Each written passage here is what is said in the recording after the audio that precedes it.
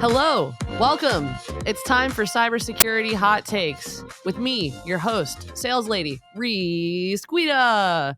And to my left, the one, the only, Nelson Melo. Who are you, Nelson?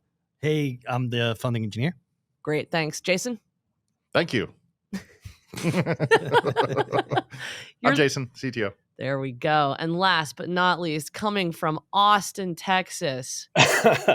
Husnain Bajwa. Everybody calls me HB, and I do product strategy here. Amazing. So today's topic, credit cards. The hot take, are credit cards bad? No, I'm just kidding. The hot take for today is credit cards set the precedent for passwordless. Now, what exactly do I mean by that, Nelson? Oh, man. So this is me kind of trying to learn a little bit about Java cards and smart cards and realizing that I know very little about EMV and EMV Co. And what is EMV and EMV Co? So what I've learned since is that EMV stands for Eurocard, Visa, and MasterCard. It's a international kind of regulatory thing, just like FIDO, that wrote the books on how to specify Java cards for the payment industry. EMV Co is that thing, and EMV is the set of standards that they put forward. There are 4 books that specify the whole thing, and I'm starting to read one of them. When were they written? I think early 90s, but they've been iterated on ever since. Mm-hmm. So there's a few versions of it. And it's completely open. You can go get the 4 books and understand how that works. But it was interesting to me because I didn't know that SIM cards are a type of smart card. It's Java card, and you can code it, and you can build your own if you want. So I wanted to hear everybody's thoughts on, how fun is that? So I actually remember, I think it was late 90s when I saw the SIM cards as well as some of the new credit cards, and I saw this funky little contact pad design, right? So like chips are real small. When you want to make contacts with certain things, you typically have this almost like a facade or an adapter that makes things a little bit bigger, so you have interesting. Anyway, I was looking at it and I was fascinated by the fact that, wait a minute, there's a JVM on this thing. Yeah. And if I just walk through a system, it will either apply power or there's an induction coil in here that will produce enough power to make this thing execute long enough to sign a challenge. That's really freaking cool. You know what's funny? They got no garbage collection. When you want to create something and have it persist, Mm-hmm. all you have to do is keep a link to it. Mm-hmm. It's like reference counting, garbage collection. So to delete something sounds like global memory, but yeah. So how you store stuff is with linked lists. Holy smokes! A world without garbage collection, a world where you have to manage references. It's kind of cool. How could such a world exist? Yeah. It's super cool. And there's a lot of research on how to reverse engineer and how to, if you have physical access and you can decouple the chip, Mm-hmm. how to figure out where stuff is stored. So Mm-hmm. of course now you try to put stuff in different places and use layers of the chip to obfuscate where you're actually storing data. Mm-hmm. Kind of cool. It is kind of wild to think that for the most part, we're really talking about 40 some odd years ago. Mm-hmm. Some computer scientists, mathematicians first showed us a way how to make certain computations that are easy in one direction or hard in another. And you could actually use that as a stand-in for a signature. And then in the 90s, we had the standard come out and how we knew the appropriate person was using a card to pay for something using that technique, right? Basically, this little chip's got a key on it. It's basically signing something with that key. And fast forward to today, and TPMs, the Apple T2, like it's not that dissimilar of at least a high-level architecture that's on the die, that's on the device that we're now using to log into stuff. Yeah, and you can get credit. I didn't know this. You can get credit cards with biometric readers now. Mm-hmm. Wait, how does that work?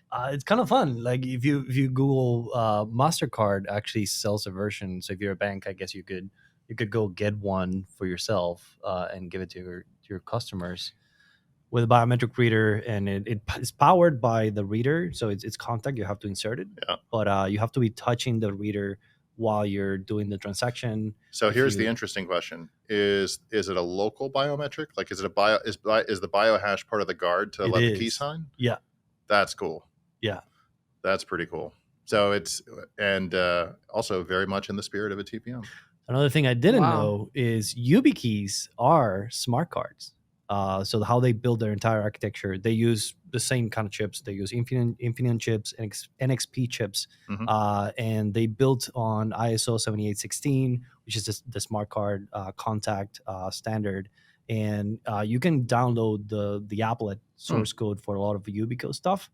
They do PIV. They do TOTP generation. I'd be surprised if they weren't trying to move beyond that, though, and like adopt more of a TPM style computation. Like, it is surprising. You didn't see that anywhere, huh? No. So they've evolved which chips they used over the last couple of years. Is my understanding. Somebody did a comparison. They started with NXP chips. Titan 2, the sort of external TPM Google built, uses an NXP chip, and then they went to Infineon, and I think now they're doing something else. Interesting.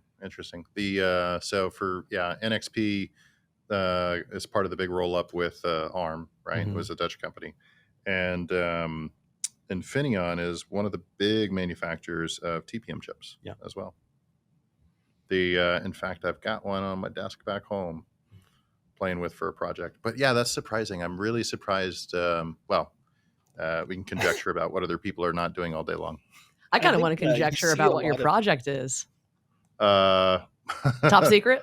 Oh, no. Actually, it's pretty simple. So I have a hard time understanding a thing if I don't try and do it myself. So like for me, learning a new topic starts with reading stuff, starts with whiteboarding stuff, but ultimately has to culminate in building stuff. Otherwise, it just doesn't stick. And the conceptual idea of a TPM is very easy to understand, but using some of the more advanced functions of a TPM are conceptually challenging. And I think it sticks a little bit better if you actually try and do it. So there's this part of TPM chips called extended authorization policies. So to back up, right? TPM is like a little processor. You can construct a key in a TPM, and it lives in a little jail, assuming you set it up correctly. And the key will never come out of that jail. So the really cool thing is that means the key's never in my computer's memory. It's never in my computer's file system as a really tiny surface area that really involves attacking the chip itself, which usually ends up being destructive, which means it's a high-cost attack that requires physical access. Blah, blah, blah. So using that key so that part makes sense. But there's this thing called extended authorization policies, where you can basically say you can instruct the TPM to only allow the key to be used under certain circumstances. And there's simple circumstances that we've kind of covered already, like you could maybe tie a pin to the key. You could tie a biometric to the key.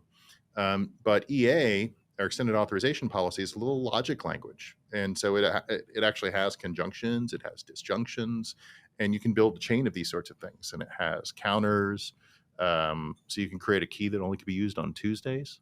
But some of the more advanced things you can do is you can tie into these registers called PCRs. And every time I try and recreate what PCR stands for, I keep thinking of polymerase chain reaction, which is not what it is. Same. But program counter register, I always forget.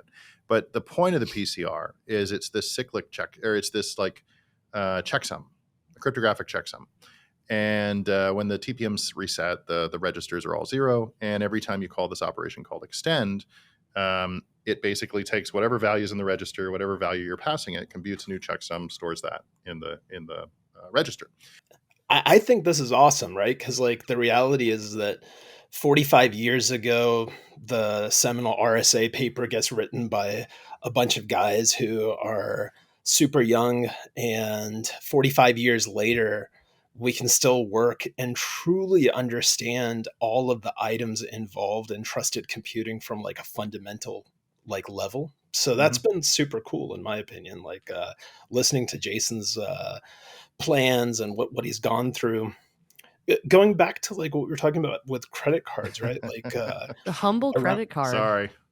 no. Like around the same time that the RSA paper was being written was when debit cards were first having to put PIN codes on themselves. And obviously at that time, they weren't able to do any of the modern tricks and tools that we use to get local PINs and protected PINs and all of this like unforgeable, physically unclonable kind of functions that go into like building HSMs and TPMs and all of these other kinds of like cool gadgets. But like, you know, a lot of people, there's been a lot of talk about like CISA putting out guidance saying that PKI is not widely deployed or broadly available. I think the credit card industry and the GSM SIM card industry would kind of disagree. I think it's been traditionally kind of difficult, but X509, PKCS11, Cryptoki, smart cards, all of this stuff are really mature technologies that we simply were able to put together in a different kind of configuration. But billions of people use this. And I think it's important for people to remember that. Like when Microsoft first started doing their passwordless initiatives and Bill Gates gets harassed for having said at an RSA conference that he was forecasting the death of passwords. His original idea was to support smart cards in Windows. And it was really like, you know, a direct relationship to the credit card industry and the SIM cards that were super popular at the time. So I think it's really cool that we've been able to get to a point where that like really high quality hardware storage that's found on the credit card is found in a much more configurable form in the computers. Mhm. And they did, right? So to VPN into Microsoft's network for a while, you got PCs with PCMCIA readers where you would drop in your employee badge that had a little smart card chip. That's how you would provide credentials for your VPN connection. That's so cool how all this technology is interconnected. And I love it when we travel back in time to reflect on where we started and where we are today and where we're going to be, with Jasson blazing the trail with his tinkering at home. Math hasn't changed. Yeah. Math is timeless. We are but mere mortals. And with that, I will leave you. Thanks for tuning in. Please like and subscribe. And my co-host said that they thought the good riddance thing was funny, so I'm going to say it again. Good riddance.